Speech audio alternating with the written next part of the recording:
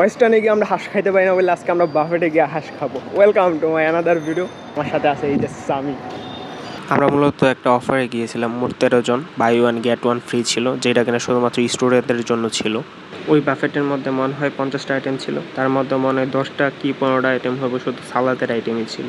এছাড়াও ডেজার্ট ছিল, কিন্তু ডেজার্টের মধ্যে ম্যাক্সিমামই হচ্ছে পুডিং দিয়ে বইয়ে রাখছে। তাদের একটা মেন সমস্যা ছিল হচ্ছে রিফিল করতে অনেক সময় নিত। এখানে দেখা যাচ্ছে রেড ভেলভেট, আর এইখানে আমরা একজন দানবকে বসাইছি যাতে এটা টান্দা আনতে পারে। ভাঙতে পারবি না এটা? বসে গেছে কেক, তারপর স্যুপ, ক্রেব, তারপর হচ্ছে প্রন, আর এইগুলো হয়েছে। আর এই ফুড রিভিউ দিতে গেলে এটার অবস্থা বহুত খারাপ, এটা ভালো না। Round two. আচ্ছা, আমরা হচ্ছে বাফেটে আসি, আর এইখানে একটা রাশিয়ান পুডিং পাইছি, যেটা হচ্ছে মানে কি পিঙ্ক কালার, রাশিয়ান পিঙ্ক। মজাই, রাশিয়ান তো খাইতে পারিনি, কিন্তু রাশিয়ান পুডিং খাইতে পারতেছি।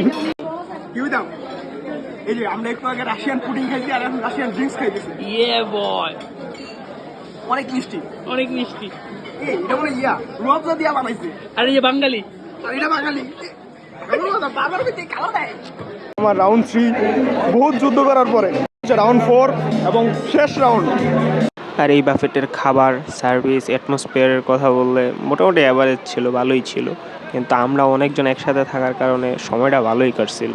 ওভারঅল এক্সপিরিয়েন্সের কথা বলতে গেলে মোটামুটি ভালোই ছিল, কারণ 500 টাকায় এর চেয়ে বেশি আশা করা ঠিক না। আজকের ভিডিও এতটুকুই। আল্লাহ হাফেজ।